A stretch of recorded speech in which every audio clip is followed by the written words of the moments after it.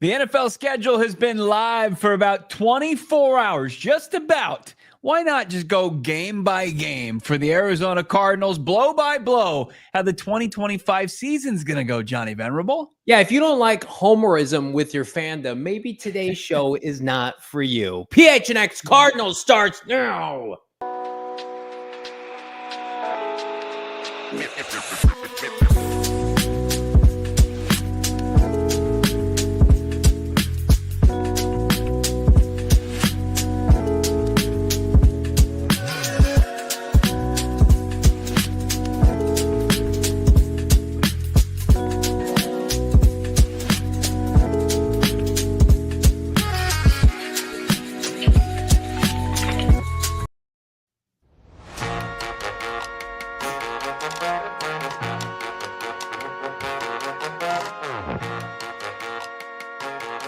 Hey, welcome in. Live from Studio K, presented by our friends at Circle K. It's the PHNX Cardinals podcast, your premier, #1 Arizona Cardinal podcast. Like and subscribe, friends. Leave us a 5-star wherever you get your programming. I'm Johnny Venerable. He's Bo Brack in Studio K. Shano, the Deef, behind the mic today. We're in good hands. Damon, when will we be back? We don't really know. Do we care? It remains to be seen. Drop us a like, subscribe to PHNX Sports. It's a banner day, low-key bowl, one of my favorite days of the year. We get to put our record predictions on paper following the schedule release. Digital paper, that's what's going on. What's up, Bo Dirt? I love that. How about Ezekiel, Mr. Fat Gangster, David Schaff, The Art of Being Free, Benjamin Brickford, Nathaniel, Mal Havoc, ZT Torres, Big Bird, some toughies today. Chase, Brian, we love everybody's here. What's going on? Excited. Yeah, this is, I think, our third time doing this as a show. As the day after the schedule gets dropped, we don't just kind of shy away from it. We put on our work gloves, our boots, and we get after it. We go game by game as far as what we think is going to happen with the Arizona Cardinals. Where did do we remember how we did last year? I think we were off by a bit. I think I checked in at 9-8. You checked in at 10-6. Not far off. They finished 8-9. Yeah, I had 10 wins. You had 9. My 10 wins felt like a lock when they were 6-4 until it wasn't. Yeah. But I mean, I felt last year people coined our predictions really aggressive. Mm-hmm. And I still feel like with the way the team was trending, like we were proven right. Like I know technically we weren't, right? I picked them to win 10, you picked 9, and they won 8. But I still think like the optics of last year, they should have won 10 games. They should have won 9 games. Jonathan Gannon would tell you.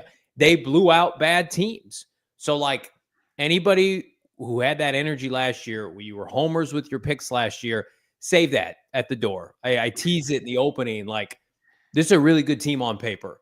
They have a much easier schedule than last year. This is year 3, continuity, Gannon, both coordinators. Like, the expectation, I don't care what Vegas is saying, 8.5. I think that number is actually going to go up. I think it could go up to 9.5. But I'm here to tell everybody right now, this is the best Cardinal team on paper, homegrown since 2015, 2016. So, yes, you need some things to break your way. You got to get some rookies to play at a high end. You need some veterans to bounce back. But this is a year where you're allowed to be aggressive, in my opinion, with your win projection. I think it calls for it. Yeah, it should, right? And it's year 3. I mean, it's what kind of piggybacks what Michael Wilson told us after kind of the defeating end to the season. It's like, push all the chips into the middle of the table. We got to figure out what this thing is all about. And if we can't get to where we want to go, at least the next step of this thing, I think there's going to be some questions kind of breaking it down. Like, what are we doing? Like, what are we doing together as a group? There are going to have to be some tough conversations, because if you can't do it in 3 years or show, an immense amount of progress from day one, then it should be some changes coming in for a group that has a ton of continuity across the board, but also steadily has built and kind of, added up a couple key pillars on this team. So excited to break it down. I mean, look, it's good coaching matched with now good players. And I think that is a recipe for success, along with the opportunity that the 2025 schedule presents, especially the start of this thing. I broke it down like I've done now back-to-back seasons. It's like the Cardinals schedule breakdown for dummies. It's like your first games, it's your quick start. Yeah. Then I think the middle of it, it's a bit of a proving ground. You're kind of fighting some teams that you would consider in your weight class. You got to win some of those, and then you just got the gauntlet. You got to run the gauntlet before you get out of here, and it's trial by fire to close the season. Yeah, I just feel like this year it sets up well for this team to build momentum and keep it. Whereas last year you got to 6-4, maybe you were playing a little bit over your skis, and you got to the bye, and it was like we lost our momentum. The team could not regain it, right? The mojo that they had at State Farm Stadium, they were not ready based on the roster. I think coaching-wise, they had the goods to make the playoffs last year, even with the inconsistencies from the offensive play caller. This year, it is all about, okay, matching the high-level head coach and his A-plus defensive coordinator, and hopefully an improving Drew Petzing with an influx of personnel. The biggest revamp of a defensive front seven that I've seen in my time, certainly covering this team and as a fan of this team. Like, that's why I think my bullishness on this team, sure, it's continuity in the schedule.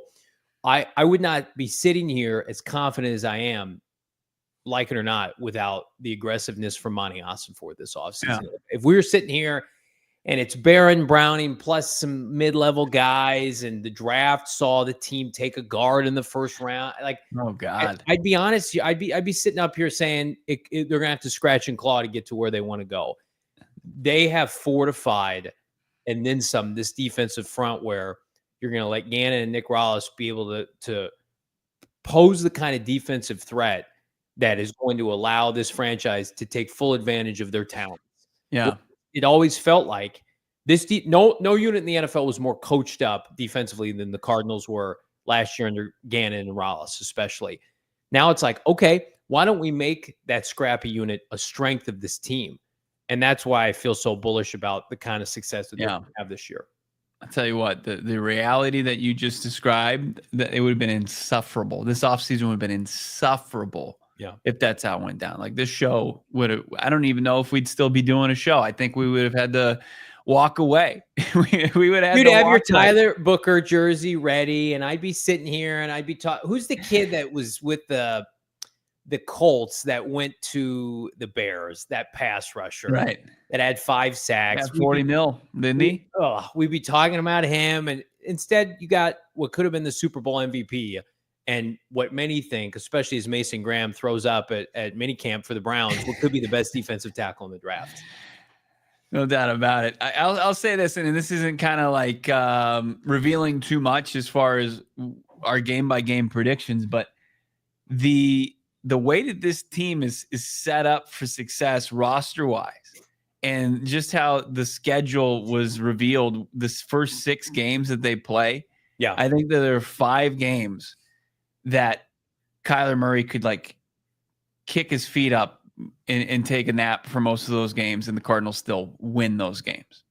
Like, the first 2, like, they should just base pound for pound roster how they stack up against the Saints and the Panthers proved us that that's not everything, right? Any given Sunday. Nap time. But you should like, you don't have to have top tier performances, even though we want to see that, because I think, like, if you get in a rhythm early on, that bodes well for, and I know Gannon will push back on momentum, but like, you could gain some momentum. You can gain confidence, especially on the offensive side of the football. But how you are set up to potentially play defense, and how bad some of these teams are, like, you can have the most game manager of game managers, Kyler Murray, and be fine through those first 6 games. Well, should we get on with it? We are going to break down the schedule in 3 different parts. So the games leading up to the bye, and then 2 5-game periods post-bye, as the Cardinals bye is in week 8, which we're fired up about. So Bo has maybe seen my predictions. I have not seen his. So I'm going into this bad boy blind. So with that being said, Bo, I would love if you would kick us off with your first set of 7 games for the Arizona Cardinals. Let's see it. Such a kind host. Look at that. There's no way they're losing to the Saints to open up the season. The Saints are just a tire fire. The way that they ended last season, 4 straight losses, not competitive in any of those games. 34-0 to the Packers, 25-10 to the Raiders, 27-19. That's their closest loss in the finale. Who the hell was playing? Probably for the Bucs in that game. They were not a competitive team down the stretch. They're old, but then they're inexperienced at key spots. Spencer Rattler, you've got Tyler Shuck potentially playing, or some just like retread that they could bring in at quarterback, like a Kirk Cousins or something. They're going to win easily on the road in the Big Easy against the Saints week 1. Week 2, this is the redemption game. It should be spelled Kyler. Cardinals taking on the Panthers after they kind of laid one down on the field there on the turf in Charlotte last year. They got to redeem themselves against Bryce Young and crew against the Carolina Panthers week 2. Still think that they are a way better roster. Carolina just got rid of one of the guys that was actually pretty disruptive last game, Jadeveon Clowney. I like the Cardinals at home against the Panthers. Got them at 2-0. This is a game here, Johnny, where I look at the odds makers right now. They have the Cardinals as 3.5-point dogs on the road against San Francisco. They could, San Francisco, a lot's going to be based on their health. Can McCaffrey, can he get going? Can George Kittle stay healthy? What's the status of Trent Williams? I will give them, as it stands on paper, I'll give them the edge at home against the Arizona Cardinals in week 3. 2-1. Seattle on a short week at home. Seattle's got a lot to sort out as far as their offense. New offensive coordinator, no DK Metcalf, new quarterback, Sam Darnold. I think that the Cardinals finally are able to get a win against the Seattle Seahawks. What I see, it was like 7 of the last 8 they've dropped against Seattle. They've got to buck that trend. I have them doing it here in week 4, Thursday Night Football at home. They're 3-1. Then they play host to the number 1 pick in the draft, Cam Ward. I think the Cardinals, they make easy work of the Titans, one of the worst rosters in the league. In week 5, the team is 4-1. And then I've got the Colts, Daniel Jones, Anthony Richardson. I don't care. Bring back Andrew Luck, Peyton Manning. Not going to be good for this Colts team at quarterback or the rest of the roster. It's pretty underserved. I like the Cardinals improving to 5-1. And then the last game before the bye, welcome back the Green Bay Packers, who ripped our hearts out so many years ago in prime time. AJ Green still hasn't turned around that game-stealing pick that would have been a signature moment for Kyler Murray. Unfortunately, didn't happen. I think this is a good game. I do think it could go either way. Right now, the Packers are 1.5-point favorites in this game. I'll give them the slight edge right now. So going into the bye week, which is week 8, I have the Cardinals with just 2 losses at 5-2. I like it. Again, last year, 6-4 going into the bye week. We would have signed up for that. We would have done cartwheels, right? Given the second half of the schedule this year. And I've seen, including now, I want to call him a fraud of the show, Damon Dog on Twitter. We asked everybody collectively, what's your prediction for the first 7 games? And Damon chirps in 4-3. And that was like a knife to the chest from Damon Dog. I don't know where his losses are coming from, but wouldn't be surprised if it can be a Tedero McMillan and the Carolina Panthers. That would hurt. You have to stack wins in the first half. The good news for the Cardinals is that Kyler Murray, regardless of how you feel about K1, we're big K1 fans on this show. I think he's the best homegrown quarterback they've ever had in the history of this franchise. He plays well at the beginning of the year. He always has. So even if you're skeptical that he doesn't play well in December and January, he eats teams alive in September and October. Like, I'm not going to sit here and think like he's going to be bad against these bad teams, right? There's been no evidence to suggest that. On the contrary, we were talking about a pre-show, when he's played the likes of Tennessee in the first half, he puts up MVP numbers. So that leads me into my prediction for the first 7 games of 2025. Let's see it, Shano. I'm going 6-1 with 6 straight wins to begin the season. One of the hottest teams in the NFL, 6-0. Again, I'm not going to rehash a lot of what Bo mentioned, but Saints, super fraudulent, XFL level roster, old players, old Honey Badger, old running back. Chris Olave is a nice player. You talk about a mismatch. When have we been able to say this collectively? The Cardinals have a defensive and offensive line of scrimmage factor that are going to maul New Orleans. New Orleans, whether it's Tyler Shuck or Spencer Rattler, both are on borrowed time. Both could be out New Orleans this time next year if they have the number 1 pick. I just think the Cardinals are going to go into that dome and quiet their crowd within 5 minutes, and that game's going to be over. Coaching matchup, Kellen Moore, barf. I mean, it just nothing screams failure like the 2025 Saints, and maybe they know it. Maybe they're going to blow everything up after this year. They should. They have been mismanaging their cap. They've been overdrafting. They've maxed out their credit cards for too long. Yeah. And this year, the Cardinals open up a can of whoop ass on the road, and the Cardinals are going to, very similar to Tennessee in 2021, going to declare to the rest of the league like we are here. And I think they keep that momentum going in week 2. Carolina Panthers, this is a do factor. If you don't think Gannon and the boys are going to be up for this game, you are nuts. The Cardinals, say what you want about the loss in Carolina. It was unacceptable. It was disappointing. They were running on fumes. The rookies were exhausted. The roster was not up to snuff defensively. They let Chuba Hubbard run wild on them. This is a night and day game. By all counts, the Cardinals are going to have upwards of 7 new starters in their front 7. Like, they could have an entirely gutted, renewed front 7 by this game, especially if Darius Robinson's playing well. So I think they take care of business against Carolina. I don't think it's a blowout, but I think the Cardinals win, and they win convincingly. Let's get the schedule, if we could, Shane, back up here. And this is where Bo and I differ. I don't think San Francisco is any good. Actually, I think they're pretty bad. I don't believe in their quarterback. I think they have a running back that could be done by midseason. Ricky Pearsall doesn't scare me right now. Jawan Jennings. I mean, come on. What are we doing here? George Kittle, old. Nick Bosa, brittle. Michael Williams, not ready. They lost Ufunga.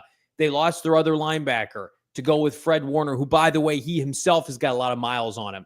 I think the Cardinals have played well in Santa Clara in both years under Jonathan Gannon. They almost beat him the first year with sticks and spit and Joshua Dobbs. So I think the Cardinals go into San Francisco. I don't know if that game's particularly close. Even if the Niners are 2-0 going into that game, I think the Cardinals are way more talented, and they finally have a head coach that can match wits with Kyle Shanahan. The Shanahan offense was, by and large, ineffective in that game last year. I know they lost their kicker, but what Nick Rawls and Gannon were able to do against Kyle Shanahan last year, does everybody forget? That wasn't a shootout. The Cardinals took the lead, and the Niners scored, 21 points, 22 points? That was it. Cardinals took care of business. Cardinals go 3-0, and then it was supplemented by that touchdown too, wasn't it? Right. Before half, the kick. Yeah. So they didn't give up 20 points defensively in either game against San Francisco. And you got people saying, "Oh, Niners 11 wins, 12 wins." Get the hell out of here. Seattle Seahawks are doing ass kicking just like Carolina. The first 2 games at home in this slate, it's personal. It's 100% personal. These are the 2 teams you can make an argument knocked you out of the playoffs last year. First with Carolina, and now we talk about Seattle. The Cardinals have not beaten the Seattle Seahawks in upwards of 3 seasons.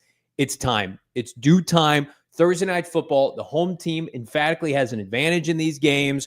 Cardinals are going to be favorites hosting Seattle, and I think Seattle is going to be a good team this year. I think they're going to be viable, but I think the Cardinals get this dub. I think it's probably a very low-scoring game. We talked about the Cardinals winning games like 17-13, 14-10.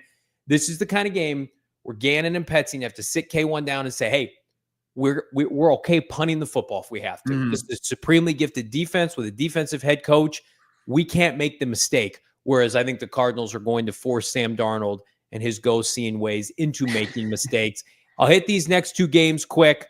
I think the Cardinals take care of business. Fraud, Indianapolis. Fraud, Tennessee. Horrific situations. Nightmare head coaches. Everybody's fired after this year. I like Cam Ward. He's not going to be ready to win in week 5 with this roster. The Colts, to me, could be the biggest ticking time bomb outside of the Giants in the NFL. Jonathan Gannon is going to undress Shane Steichen in that game. I predict in week 6, I'll call my shot right now, the Cardinals are shutting out the Colts in their building in week 6. It's going to be an absolute bloodbath, which leads me to week 7, okay? Save for being a massive homer fan of this team and loving the head coach, I do think there's a chance, and I saw Cam Cox, our guy from Channel 12 News, picked the Cardinals to go undefeated at home. I think that is very much in play. I think the Cardinals under JG have renewed faith in the Red Sea, and I think that the Cardinals absolutely have an opportunity to win every home game. I happen to think highly, as a lot of people do, of Matt LaFleur. Button-up operation, won games with Malik Willis last year. The Packers, I'll give them credit, just a little bit further along in where they want to be. I actually think the Packers have a chance to win the North this year. I think the Vikings and the Lions take a step back. So the Packers, very similar to the year they knocked the Cardinals off when they were undefeated back in 2021. I think they come into State Farm Stadium. It's a very physical game. I think Jordan Love makes one or two more big plays over Kyler Murray, and the Cardinals, for me, go into the bye at 6-1. Yeah. Look, last year, Jordan Love could put it on cruise control against this defense. There just weren't defensive linemen fast enough to kind of keep up with them. There wasn't enough pressure. He had all the time in the world to find his wide receivers anywhere on the field, and it was an easy day. That's not going to be the case, I think, in this rematch from last season, this time back at State Farm Stadium. So I like your point. I like Cam Cox's point. I mean, you look at their home slate outside of divisional games in Green Bay, it does set up very well for the Cardinals to have a lot of success at State Farm Stadium. Hopefully that translates to people going and buying tickets and going to the game, not selling their season tickets to opposing fans and it being too much of a 50-50, split between Cardinals fans and whoever might be the away team that day. So look, I like it. 6-1. I can tell you, I went back and forth with it. I just wanted to be a little bit more conservative with it. But coming out of the gates, I mean, Vegas is telling you right now, Johnny, the Cardinals are favored in 5 of their first 6 games. They're favored in 7 games overall, according to the odds makers out there. So this slate early on, you have to stack wins. You can't fall short. And you have to really kind of impose your will as the what's viewed as the better team. Yeah. Again, the Cardinals are going to lose games this year. They'll have a loss that they were supposed to win, and then they'll have games where people will count them out, and they'll win these games this year. So, as long as the projections and lines are going to change as the Cardinals stack wins early, you bet your ass they will. Like if the Cardinals start 6-0, they'll be favored over the Packers. If the Cardinals are 5-2 at the bye, like there's a chance they could be favored depending on where Dallas and that horror show, Brian Schottenheimer is. Like that, things are going to change for them. But I just feel like surface level right now, we didn't even talk about this factor. Like they have the quarterback advantage, or on paper they should, in every game but one going into these matchups. I know people like Sam Darnold over K1. I'm not there yet. But like, save for Jordan Love, who has won a playoff game and is more accomplished, Kyler Murray should be the better quarterback in all but one of these games. So there's going to be some quarterbacks just crapping their pants throughout this. I mean, Tyler Shuck in the ACC and in the Big 12 before that, and his journey in college football, he hasn't faced. This is going to be the first NFL defense potentially he's ever faced anything close to it. And then just Spencer Rattler was terrible last year. He was so just bad. He didn't show anything. It's one of the worst quarterback battles going. That's like, I'm hammering that spread right now. I mean, it's 3.5 in some books. It's 4.5 right now at Bet365.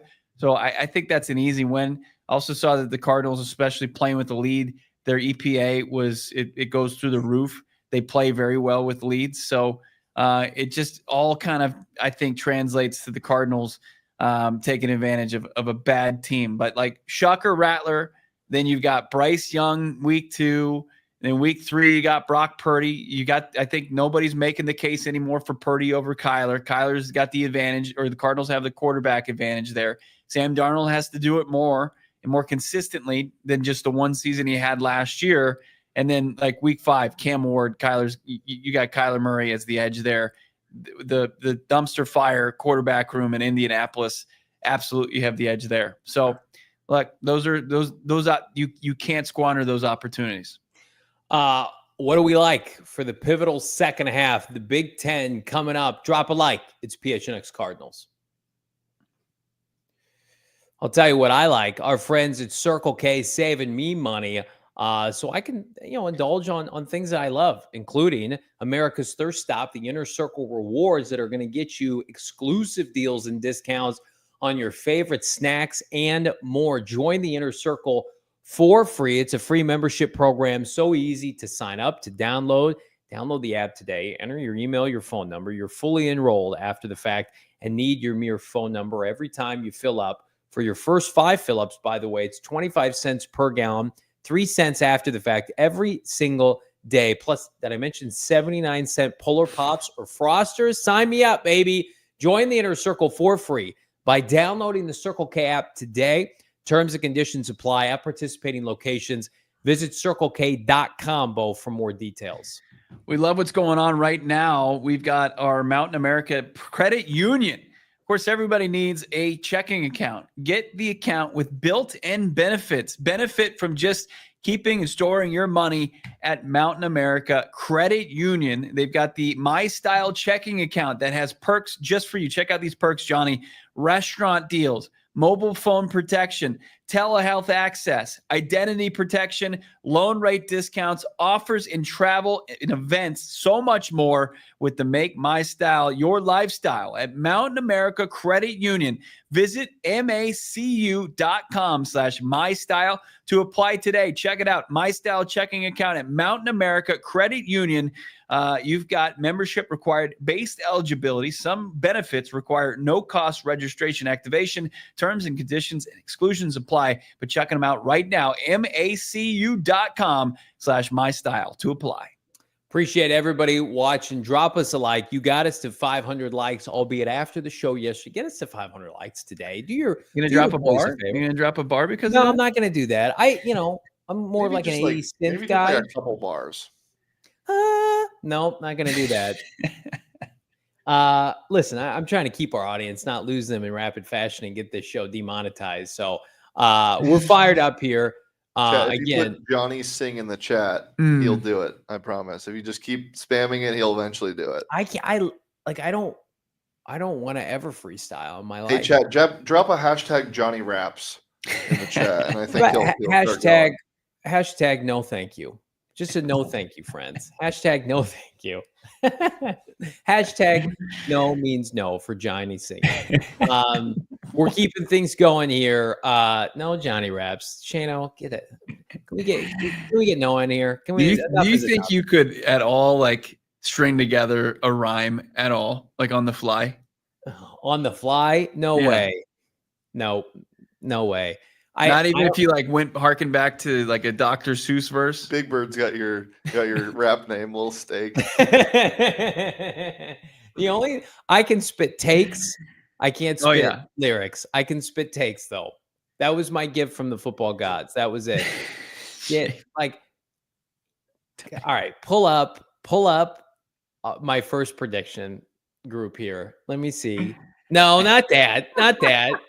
Not baby hands Pickett with my Pellegrino. Come on.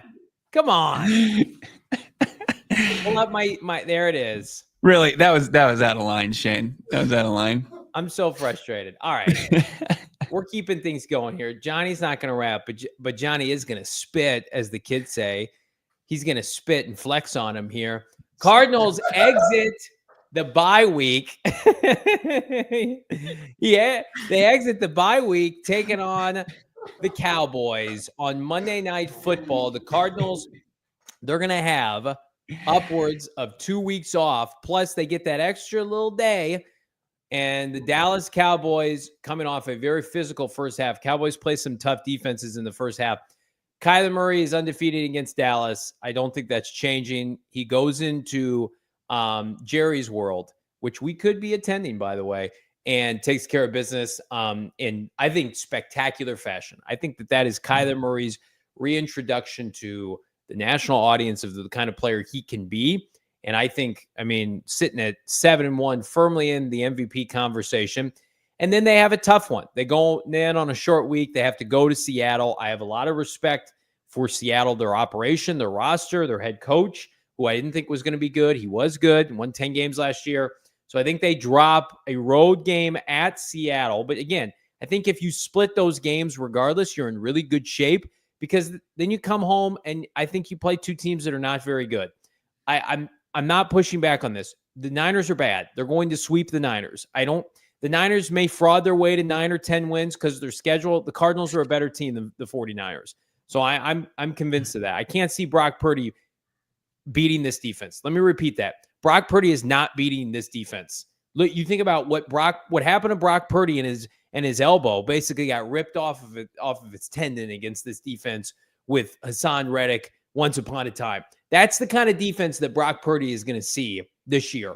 Like, he's got a couple-year break seeing that kind of aggressive defense from this team because they haven't had the horses. We all remember the year the Eagles had 70 sacks, career year, 18 interceptions, and Purdy was a shell of himself in that NFC title game. Anybody sitting here telling me that kind of Brock Purdy with basically Christian McCaffrey on crutches is going to beat the Cardinals? No chance that the 49ers beat the Cardinals this year. Zero chance. Let's keep it going, Shano. Then, of course, they beat Fraud Duval, who I like some of the pieces for Jacksonville, but they've got a baby general manager, Doogie Howser GM. I don't think Travis Hunter is going to be able to play both ways. I don't think that that's going to age well. The Cardinals are going to have their hands full. Brian Thomas Jr. and Josh Allen Hines. They've got some good players, but I just Trevor Lawrence versus Kyler Murray. Give me K1. Trevor Lawrence against this defense. Multiple turnovers. Dare I say multiple interceptions, maybe one for a touchdown. Cardinals keep their mojo going at home. And then I will give Tampa Bay the benefit of the doubt. This is a tough stretch. I think any combination of 3-2 post-bye is a win. I think you go from incremental additions where you're just like, okay, you're breaking up these groups of 5, Bo. Can you have a winning record in every group we do? The Cardinals, they land the plane here, 3-2 after the bye. Tampa Bay, tough loss.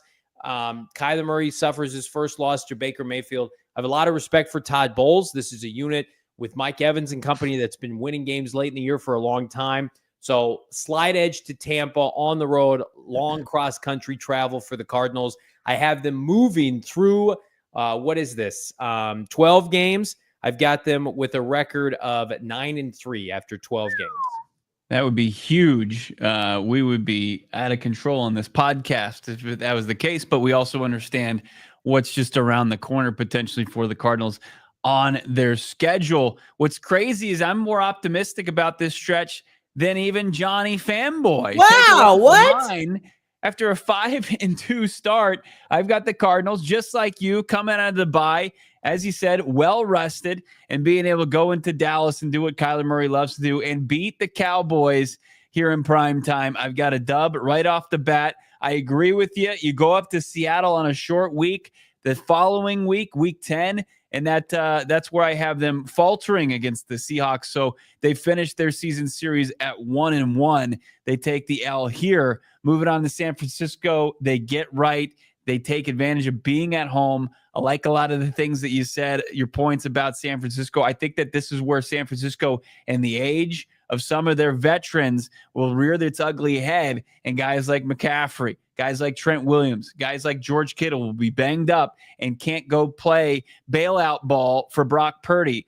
Then we've got, as you mentioned, Duval. And then have you been seeing these AI babies that are talking? I think that's what they have for general manager. I think it's actually an adult, and they just actually voice the baby, and he makes the decisions there. That might be what's going on, and that can't possibly be their guy who traded up for Travis Hunter, who probably will be who knows at this point if he's playing as many snaps as they're predicting him to play on both sides of the football. I think this is an easy one for the Cardinals.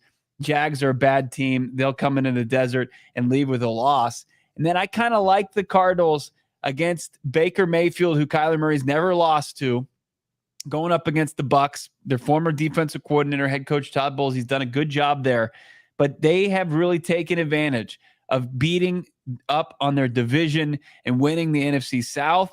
I think the Cardinals will be kind of riding the wave here and have a chance to go down to Tampa and win this football game. I think that this is kind of where their weight class can be this year, and I'll give them the slight edge over the Bucs in this game. Well, I'm with you. I think Tampa, that's a coin flip game, so I have no issue with people projecting them to win that game. It's not like the Cardinals last year where they were just completely outmatched by Green Bay or Washington. Right. Like that, I think their losses, and you never know in the NFL, I think their losses are going to be competitive. I think they're going to look a lot like the Vikings lost last year, where it's like back and forth. Cardinals control some of it.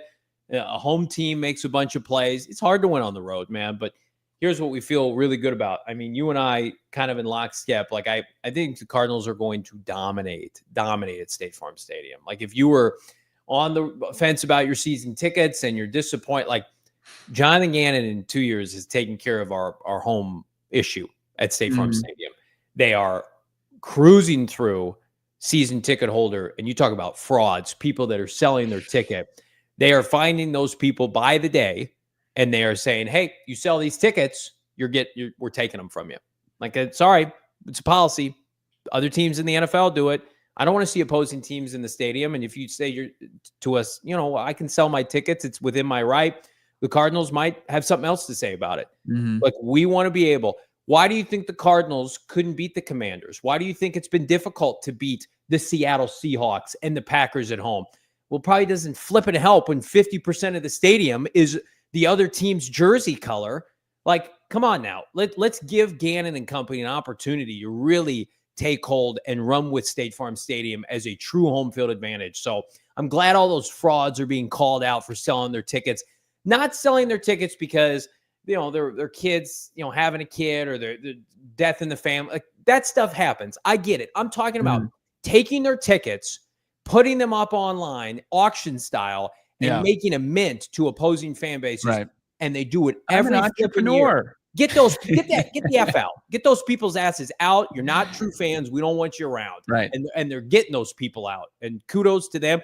Kudos to Michael Bidwell for listening to the new group, the infrastructure, because this came from the new administration. Like, we got to change this, and they have.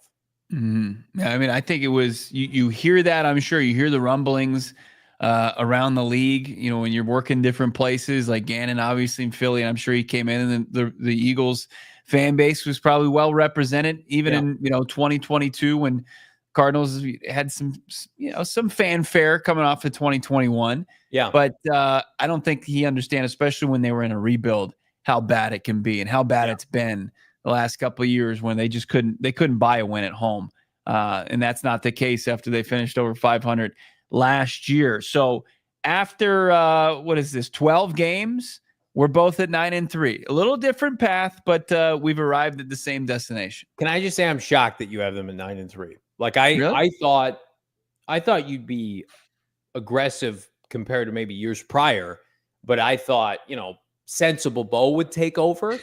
And you've made your argument that you are being sensible, but I see Chase here saying excitable Bo. Ooh. Oh, excitable.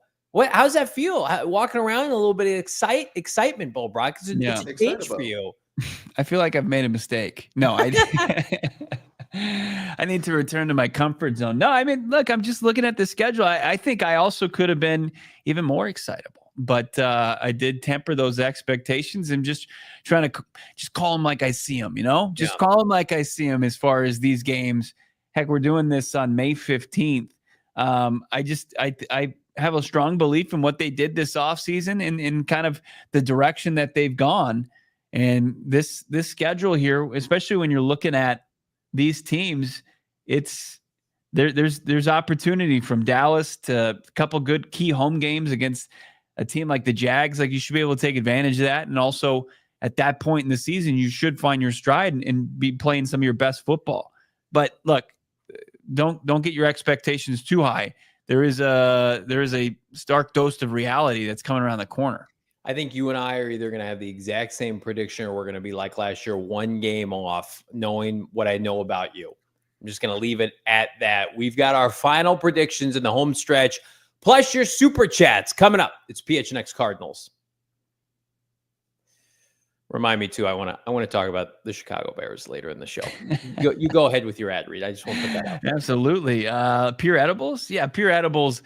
Fantastic company, homegrown here in our great state. Originally up in Flagstaff, but now calling Phoenix home. They're in the big leagues. That's what we like to say. Founded in Arizona and available in 130 dispensaries statewide, and Pure gummies are not covered in sugar like most of their competitors are. You don't want to be bogged down by too much sugar. They're a full-fledged candy company offering gummies, kicks that are like Starburst. They got the chews that are like caramel, and then hard candies. Every one of the effects are right there, clearly listed on each 10 of Pure edibles, so you know what to expect, what kind of experience you should expect from Pure gummies. Candies, chews. Pure offers gummies for sleep support as well as candies for uplifting effects derived with unique cannabinoids such as CBN, CBG, CBD, marijuana derived from THC. Pure gummies designed to be ripped in half to dial in that dose. Of course, just share it with some friends. Go find yourself some Pure edible products from one of the 130 dispensaries across Arizona. Pure edibles. Big thanks to our friends at Pure Edibles. Also, big thanks to our friends at Sanderson Ford. I'm a truck guy now, and it's thanks to our friends at Sanderson Ford. Don't talk to me. Bo would like to be the only truck guy on this podcast, and to that I say, for shame, because right now, how could you not be a truck guy or gal with the kind of deals that Sanderson Ford is rolling out? They've got 2025 models. They finance for 36 months, AOC through Ford Credit. They've got discounts including Ford rebates, Sanderson Plus trade assistance, and Conquest Cash that you got to qualify for. But again, choose from a lineup of, I don't know, Mavericks, Rangers, F-150. The F-150 is a staple of American muscle and vehicles, by the way. Super Duties, if you want more off-road capabilities, check out their full-size Bronco Sports. To me, it's like, we live here in Arizona. It's the perfect location for Sanderson Ford because what they're dishing out at, non-premium prices is the kind of stuff where it's like people go off-roading, people are hauling stuff, you're taking your family on vacation. I don't want to do that in something I don't feel safe in, and I don't feel like I'm going to have a blast, and I enjoy it in the process. Check out our friends at Sanderson Ford, from America, for America right now. They have their Platinum 70th anniversary sale. Check them out in Glendale. First-class operation. You will not be sorry that you did, Bo. I love that. I love everything outside of you just being straight up untruthful with our audience. I just lying straight to their face. I see these comments here. I don't drive a Prius. I don't drive a Subaru. Why is that a thing? Prius with a body. It's just like, can I not be a truck guy? Sanderson Ford told me I could, and then I get in the chat and I get bullied into buying a Prius. When you say you're a truck guy, like you have aspirations to be a truck guy, because you're not right now. I'm in the process of becoming a truck guy. How about that? But then I like Rudy's saying I drive a Mini Coupe, and then I get in the chat and it's like, am I going to get a truck for a non-premium price from our friends from Sanderson Ford? And then people are going to be like, you shouldn't have that. You're a Prius boy. McFib or Venerable. I'm not a McFib. You bring it on yourself. You do. You bring it on yourself because people see right through your lies. Yes. How about this next one? Big Bird 92. License plate steak. Steak, but a 3 and a 4. Where Toy the E truck, and the A go. Chevy Toy truck. tracks. Yeah, that's possible. Maybe people would knock it off with the Prius jokes if that's what you were more kind of upright and honest. Yeah, if you were front. in a McFibber playing with your Tonka truck going steak, mocha, truck guy. Those are the 3 most important things in my life. CBK saying, JB, please don't get a truck. Small guy in a big truck is the saddest SHIT around, not gonna lie. There's also that part in it, it's just like, whereas like I do feel like even though Bo is over 6 foot, his car is so enormous. I do feel like he overcompensates as well. It's not enormous. Yeah, it is. It's got a lift kit on it. No, it doesn't. It's a sport. But and also there are smaller size trucks. You could go to Sanderson Ford. You could get a Maverick. Why? Like what is the purpose of your truck? We've really never had that conversation on this show. Like when you drive your truck, and you're about to become a father of 2. We're excited. Yeah. We're excited for your fam. Are you hauling around stuff? Oh yeah, all that. Okay, always hauling. Give me some stuff. Drop some bars of what you've been hauling. Just hauling heavy materials. Probably gear. Always got gear of some sort. Excuse me. I'm a journalist. I cover the Arizona Cardinals, and I need a truck to haul stuff.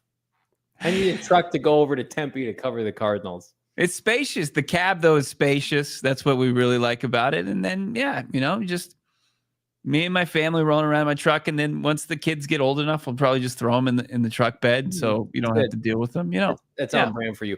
One day in the pit of the off season, we're going to need to go through all the Arizona media members that go to Tempe every day, the Tyler Drakes, the Donnie Druins. Yeah. And I need just a recap of like what they drive. What does Donnie Druin drive? Do you know? Yeah. He drives I would say a compact car. Yeah. It's just it's blue. Sensible guy. Yeah. Bo Brack, Holland takes here on PHNX Cardinals.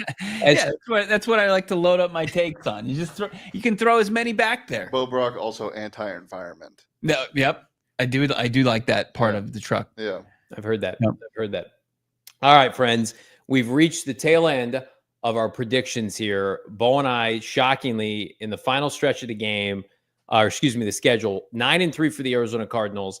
The Cardinals stretch of the final 5 games, everybody is aghast. Everybody thinks it's super difficult. And on paper, it's the toughest stretch of the year. But I will repeat what I said yesterday. If you're going to deem this rebuild a success, you would have taken this 9 times out of 10 to say, I want to see where we stack up against the NFL's best, the NFC's best. At some point, and sometimes we lose sight of this, right? The Niners frauding their way with a bad schedule. To be a great team, you got to beat great teams. To be a good team, you got to beat good teams. You got to get to the playoffs. You can't. Only the Broncos every couple of years, these teams back into the playoffs without beating anybody, right? The Cardinals want to get where they want to go. Like, think about the Cardinal team in 2015. How did they win 13 games? They beat the Vikings, right? They smacked around Seattle in Seattle, right? They took care of business against San Francisco. They beat good teams in close matchups and not so close matchups. The Cardinals are going to have to do that this year. We're going to be on post-game show after post-game show. And if we're sitting here and they're just like, yeah, we like the Cardinals, but they can't finish against good teams, then we have our answer. Right. So I know people are concerned about this stretch. This is a narrative-killing stretch of football for this team, and especially its quarterback, Bo. Yeah, they have to start to tweak and change the narrative to go where they want to go. Because people often get too caught up in what they saw the previous season. I don't think that's where the Cardinals are in their mindset. Sure. They want to continue to be on the rise, develop each player, take a step forward. And that includes, the key players in their offense, Kyler Murray, Marvin Harrison Jr. If they can take a step, especially like Marv take a giant step in year 2 and Kyler take a step, and already what's in place in Trey McBride in that run game, they're going to be able to put up enough points. And then this defense too. So like if you couple all of it together and then you have your concerns and these, like it all can't be true at the same time. Right. And, I think Jonathan Gannon is going to put his team in a really good position each and every week to be competitive. But now I think that you can look at the roster and look at it pound for pound against, this schedule that's the fifth easiest schedule according to most metrics in the NFL. If they don't get the job done where they're winning double-digit games, regardless of what the back end of the slate looks like, that's an indictment on this team that I don't think that they would even accept. Yeah. So it's a tough stretch.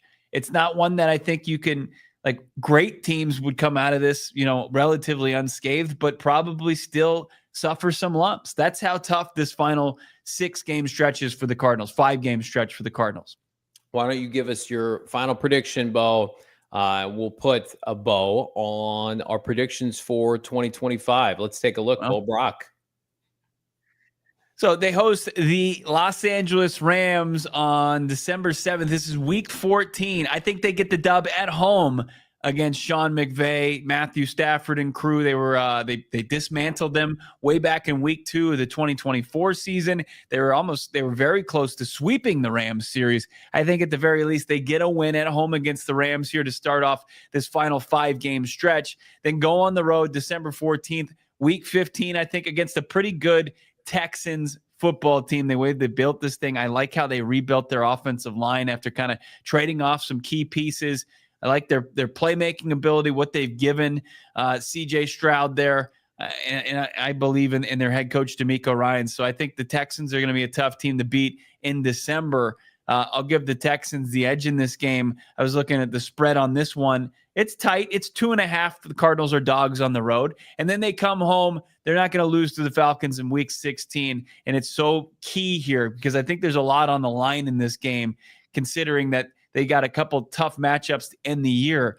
But for me, this would be their 11th win. I think that's so important here. 10 wins didn't get to the playoffs last year. If you're the Seattle Seahawks in this division, you're going to have the ability to take on the NFC South, the AFC South, to stack some wins, and it's going to take quite a few just to compete for the division and then that wild card. So this game in Week 16, I think, is pivotal. I like the Cardinals roster better than the Falcons. I like the quarterback play as I know it right now, Kyler versus Michael Penix. We'll find out a lot about him between now and then.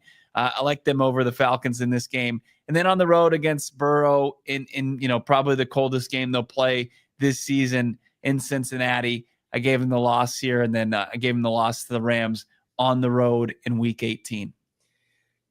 I mean, 11 wins for you. I think we had both predicted like 10 right around free agency. You've gone up one, which I commend, and you've got them not floundering at the end of the year. They're playing 500 ball at the end of the year, and it's a stark contrast. People would think, well, you've got them losing both 2 in a row to finish the year. I mean, they finished 2-5 last year, so 500 football over their final, what is it, like 6 games? That's progress for this team, especially given who they're playing. So I can't fault you for any of your picks. How do they compare to mine? Here they are.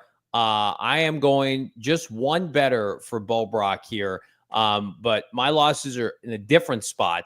I think the Cardinals lose at home to the Rams, just so they can beat them in the finale with hopefully a division title on the line. Sean McVay historically has been excellent at State Farm Stadium, which again, like a big part of that was the coaches he was coaching against. But I think the Rams nipped the Cardinals on the 14th, but I think the Cardinals win back-to-back games against good, not great teams. I think Houston, to me, I like a lot of their parts, but I do think they peaked 2 years ago. Difficult year for the Cardinals to have their first-round pick. I thought Houston last year defensively was good. Offensively, I think they're a little bit all over the place. And so I don't know if Kyler Murray is better than C.J. Stroud today. Most people would say no, but I do think Kyler Murray can go into Houston like he can go into Dallas and beat C.J. Stroud on the road. And then Atlanta, to me, Kyler Murray's owned the Falcons. The Falcons, to me, Raheem Morris, I am not a fan of. I think he's in over his skis. I don't like any of the moves they've made the last 2 years. The Penix move, trading back. I like James Pierce. I don't like trading a future first for him. I just think that they've got unrealistic expectations, but it's a team that's going to be viable because of the fact that their schedule, like San Francisco, is so dog water. I'm with you in Cincinnati. That's a very difficult game. I'm not saying I don't think the Cardinals are completely out of it because I think Zach Taylor is super fraudulent, as we've seen. True. And I think there's a chance that Trey Hendrickson could be playing for another franchise, hopefully one in Arizona. But I just think Burrow, if they've got stuff to play for, Burrow, Higgins, Chase. But then did I see Bo Nix beat, Cincinnati late last year? I can't remember. There was a close game with the Broncos last year. I mean, the Bengals don't blow people out. So that's going to be a close game regardless. And like the late season narrative with the Cardinals that they can't win in cold weather, like I think Gannon's kind of dispelled that, right? They beat Pittsburgh in Pittsburgh. They beat Philly in Philly late in the year. I think it's less about like the inclement weather and more about like Joe Burrow's just a really good to great quarterback. And the Cardinals, as much as I like their secondary, like nobody can hang with Jamar Chase right now. So, and we saw what Jamar Chase did to this defense 2 years ago at State Farm Stadium. So close loss, finale, give me the Cardinals. Already locked up a playoff spot. Sunday Night Football with fraud Mike Tirico beating Daddy McVay. Kyler Murray a year later, very poetic, going on the road and beating the LA Rams and winning the first division title since 2015.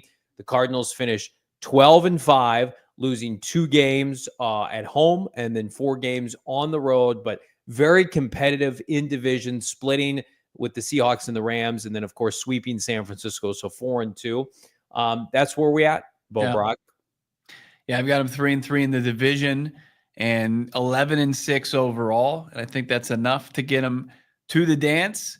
I mean, the way mine plays out, though, it would be, hopefully panic wouldn't set in. You would end the season on a 2-game losing streak, and then most likely, like, does 11 wins win the NFC West? I don't think so. So you're probably on the road in the wild card weekend going up against a good team. Yeah, and listen, like, they haven't won the division in 10 years. So it's foolish to come in here and say, like, they have to win the NFC West. They need to win double-digit games. Like, I think playoffs or bust is naive to say, because we watched Seattle be a good team last year, win 10 games and not make the playoffs. Are we really going to sit here and – I'm not going to sit here and call this year a failure if they win 10 games and don't make the playoffs. Like, it's just the division is competitive. The NFC is competitive. There's a lot of parity. And everybody in the NFC West, save for basically the Rams, play a really cake schedule. So, like, if they win 10 games and they lose a tiebreaker to get into the playoffs with the Seattle Seahawks, like, I'm not going to sit here and be like, failure, fire everybody. No, it's 10 wins is 10 wins, man. Yeah. So it would be disappointing, but I just think they're going to stack so many early wins. I think Kyler Murray is going to be playing well, and this defense is going to be lights out, that they're going to give themselves enough of a buffer where they can basically play 500 or close to it post-bye and make the playoffs and feel comfortable about it. And all up and down the schedule, there's not a game that's not winnable for this team. Correct. Like the last 2 seasons, you couldn't have said that. You were hoping for a lot of things to break well for this team. Now it's just like you can go in and with the roster you have in place, you can just outright win a football game against every single opponent. Like there's no Chiefs, there's no Eagles on this slate. Like that might start to, like, where you say, hey, hold on a second, win some games before saying that. But they've gone toe to toe with every opponent in their division, and then you look at their non-divisional opponents, and they're just it's very favorable for the Cardinals. The NFC South stinks. The AFC South stinks. No matter, like, people are going to say, well, they got better. They had high draft picks. They had money to spend. They had changes. But, like, until they go out there and Liam Cohen proves that he can coach, which I'm very skeptical he can, like Jacksonville, that should be a win, especially at home. And I think the do factor against the Panthers and the Seahawks is real. Yeah. I think you rebuilt your defense for those games in mind. I don't think it was like a matter of, Bryce Young. Like, Bryce Young certainly made some throws in that play, and Canales, the matching of wits, like, he didn't out scheme the Cardinals. Like, they just couldn't slow down the run. He couldn't at times. They just couldn't get off the field. And they surrendered. Also a horrendously officiated game. Yeah, it was bad. It was there was a lot of factors. It was disgusting. It was ugly. It's the worst loss of the season. You got it. Like, I know Trey McBride's going to want to come up and be ready for that game. Kyler Murray is going to come ready to play for that game. Cardinals are going to be hot early this year, and I'm here for it. We're hot here. Jumping in to your super chats. Just 2 today. That's fine. Drop us a like. Drop us a super chat. You want to get your question answered or your comment on the screen. That guy, Angelo, 187, $2. Going to week 2. It's all on Kyler now. No excuses. Well, Angelo, Bo Brack will be there in stadium for week 2 against Carolina. And I think it's fair to say that Kyler Murray, a lot of pressures, got to perform. Hell, he told us that when he was on set with us last month.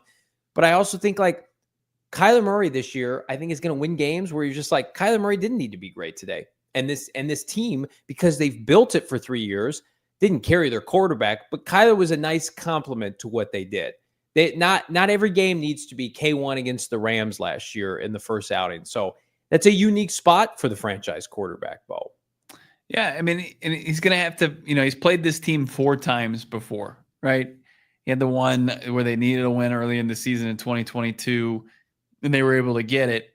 But outside of that, it's been tough sledding for Kyler against this team. I think he's going to look to have a big performance against him. Finally kind of put this behind him a little bit, take advantage of an opponent that's not ready to contend right now and shouldn't be on the same level as the Cardinals. But, week 2, it's just you got to have that game early on. You don't want it to bite you potentially down the road. So you can't come out flat. You can't have any excuse. Like, who cares where the officiating is?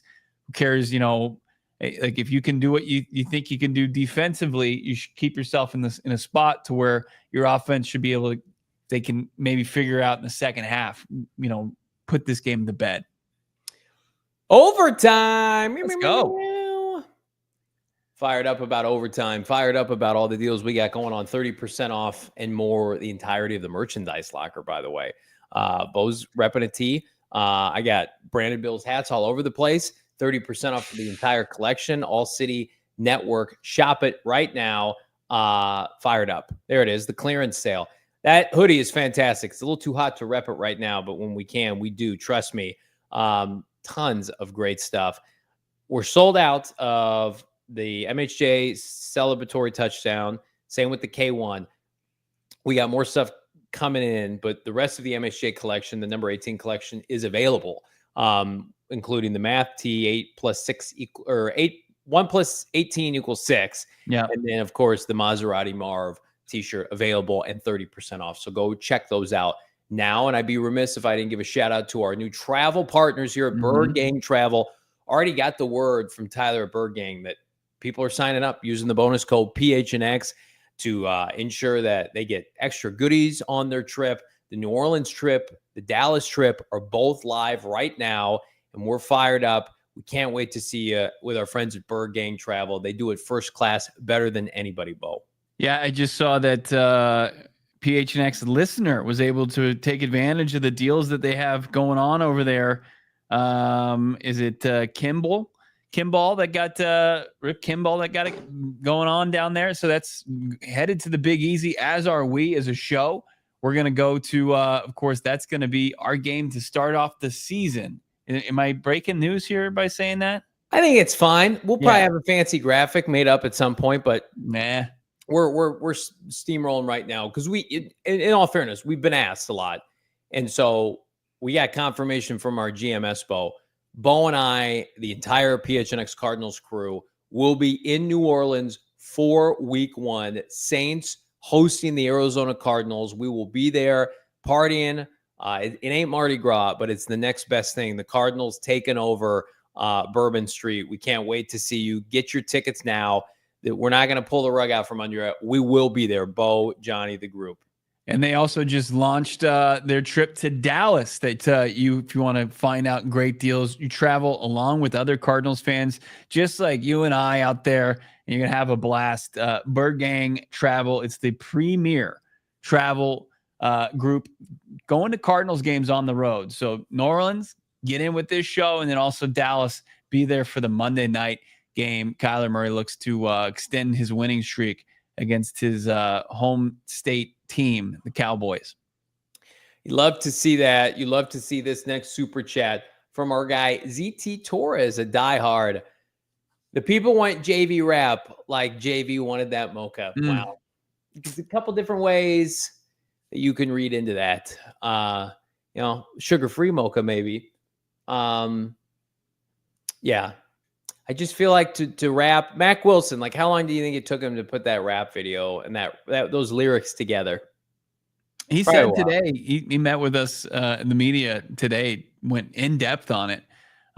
It's something I think they reached out, after the end of the season, and then started to put together some, it was a full on rap video. Like, so he had to get into the studio, cut the song, and then do the video. It was a whole process, man. So it wasn't like he just got up there and ripped. So that's what I'm saying. Like I can't be expected to do the same. I need the same preparation that Mac Wilson Sr. has. All right. No JV Rabbit? No. We won't be doing that. Here's what we'll be doing. That guy, Angelo. Okay, we got his super chat. I do want to talk about this because it is not topical Cardinals news, but it is very much NFC quarterback news. Chicago Bears quarterback Caleb Williams, a new article from ESPN, Seth Wickersham, who's got a book coming out, basically recap the experience with the Williams family. I don't know if anybody saw this during the draft process last year. And remember, there were rumblings that Caleb wouldn't play for the Bears, and he came out, to his credit, he's like, no, that's not true. Colin Cowherd said it was true. In the article, by the way, Caleb Williams' father basically says that they believe that The Bears is where you go for quarterbacks to die.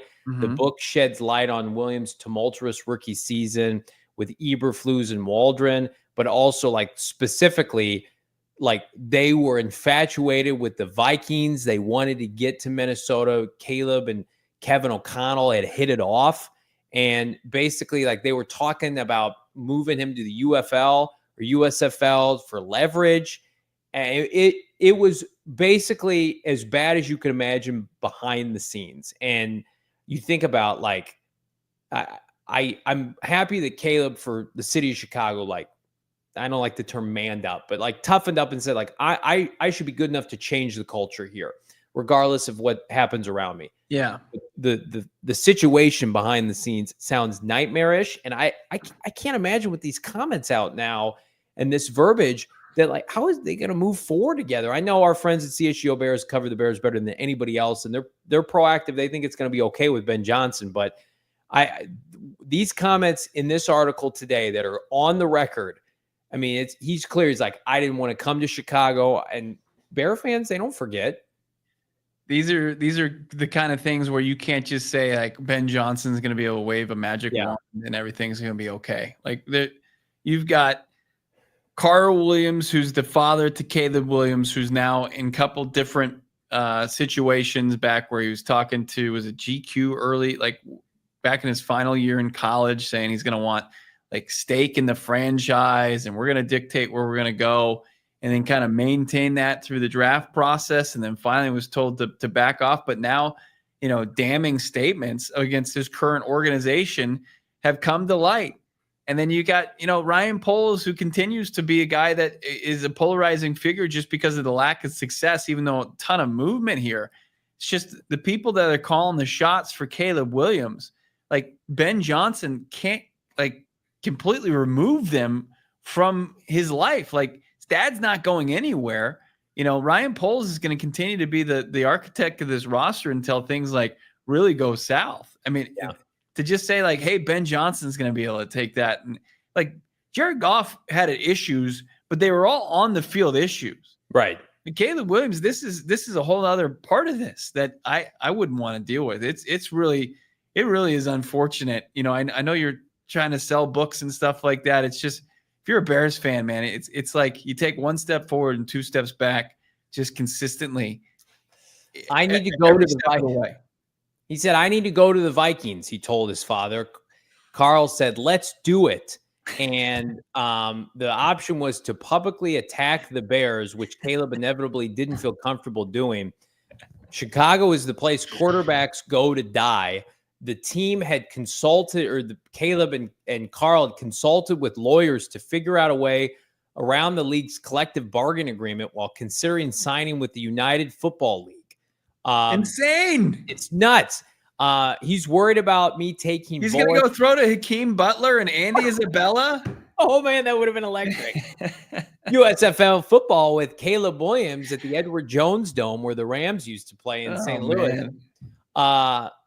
Basically, it came down to like they didn't want to play there, but Caleb didn't want to be hated. That was it. And if you're Caleb Williams and you're Carl Williams, it's okay to have reservations going to the Bears. Hell, people have reservations for playing for the Bidwell family. Like, I'm never going to tell people how to feel. Yeah. Here is their mistake, though. Giving it to a guy who's writing a book, going to the Bears and thinking, well, this won't come out. This isn't gonna reemerge. You have no benefit unless you're going to go through with it. There is no benefit to you putting this out there. It's only going to make things worse. And then there's that blurb about like how Eberflus and Waldron didn't make him watch film. He watched film and kind of just turned. I don't believe that for us. Come on. That's not how teams operate. Like something smells here. And I just, people dog on Kyler Murray. We see it all the time, and he is not perfect. Kyler Murray never once winced about coming here when they were the worst team in the league. And Kyler Murray, all the questions about film and study and everything, it's like Caleb Williams hasn't proven a damn thing, hasn't won anything, and now it's out there that he hated the Chicago Bears. Never wanted to go there. Him and his father in unison were like, let's go to the Vikings. Let's go. Vamonos. I like Kevin O'Connell. Sure, yeah, they've got the 11th pick in the draft. They only got to go up 10 spots. The whole draft trade down scenario that we were talking about. Can you imagine that they would have given up those 2 firsts? Yeah, They would have had to give up 4 or 5 first round picks to get up there, and then you got Poles who's like, we're taking you no matter what. After all this, they should have just. And there was like Jaden Daniels and Drake May on the board too. They should. I mean, in hindsight, they should have taken. It's not this year's draft. It's not. You don't have Shedeur Sanders, Dylan Gabriel, Jackson Dart. I think Caleb will have success under Ben Johnson to some degree, but I don't know how you. Maybe I'm overreacting. You guys can tell. I don't know how you come back from this article. Like, it's pretty broad. It's pretty damning. People bring up video games with Kyler Murray to this day. Caleb Williams literally is spat on the city of Chicago in this article. It's like, I don't want to go there. They stink. They stink as a franchise. And listen, a lot of what he said isn't wrong. You can't say that, though. Right. He's going to have to make a statement. He's going to have to come out and address it. But, man, it's a tough look, especially when Jaden Daniels is so unequivocally better right now. Like, there's just nothing working for you. I mean, there was a couple guys that were just better statistically in his draft class. I mean, I understand, like, what you don't give up, and Caleb Williams was the top prospect in last year's draft. I'm not going to argue that, but these are some gigantic red flags where he's like, I'm going to take you no matter what. That's also a problem as far as just Ryan Poles and his decision making. I mean, you don't cater completely. It's like, hey, you want to go to the Vikings? You know what? We're going to let another franchise make that decision for you. We're going to trade down with Washington or New England, and they can make that decision, and we'll still get a quarterback. We'll still get a prospect who's used as a franchise quarterback and draft capital. I mean, like, just say it out loud. Quarterback trashes the city. It reemerges. Quarterback has wonky study habits. We've heard things about Caleb Williams were not liked with his teammates. Quarterback plays for the Chicago Bears. Like, there's a strong reality that this just doesn't work out. Mm-hmm. It's just like he's either Jay Cutler or lesser. And by the way, like, you and I think Ryan Poles is Steve Keim 2.0. I read that today and I'm like, I know Kyler Murray has disappointed people in this fan base, and you guys feel how you want to feel, but I remember there was a time where people were like, well, Kyler Murray won't play for the Cardinals, and that never came up. Mm-hmm. Kyler Murray has been here every year for OTAs, training camp. He never held out. Like, so I just think in hindsight, the grass isn't always greener. I mean, especially now with these players coming into the league. Shedeur Sanders is a perfect example. It's like sometimes your best bet is what you already have in-house. And for the Cardinals to ever move off of Kyler Murray, like, Kyler's got to play well this year. He knows that. The team knows that. They're confident he's going to get it done. I'm not convinced any of these collegiate guys are going to come in that would be available for the Cardinals and immediately be a better player than Kyler Murray. It would take a lot for me to believe that based on recent offerings from the collegiate level. This quarterback class was awful. It's awful. Terrible. Yeah, awful. They did the interview over at CHGO with the author, Seth. Was it Wickersham? Yeah, he's good. Yeah, you check that out if you want even a better glimpse into the dysfunction that is reemerging here post schedule release. But we're all about the Arizona Cardinals here on PHNX Cardinals. Make sure you're subscribed. Make sure wherever you listen to your podcast, you leave a 5-star review. We'd love that as well. We tomorrow, what are we doing tomorrow? I think Fran Duffy might stop by the show. Excellent. We're previewing the Kyler Murray celebrity softball game that's going down on Saturday. That's coming to you. Get your tickets now, Kyler Murray Foundation. But in the meantime, man, follow along on Twitter at PHNX Cardinals and PHNX_Cardinals on Instagram. Follow Johnny at Johnny Venerable. Big ups to Shane Deef, pinch hitting here for Damon Dog as he remains fired from this show. We might rehire him. I don't know. We'll figure that out once he returns. But have a great rest of your Thursday. JV's rap name is Sugar Free. Not bad. Thank you, Kyler Plummer. $2. Guys, have a great rest of your Thursday. We'll talk to you tomorrow here on PHNX Cards. We all silly like the mayor.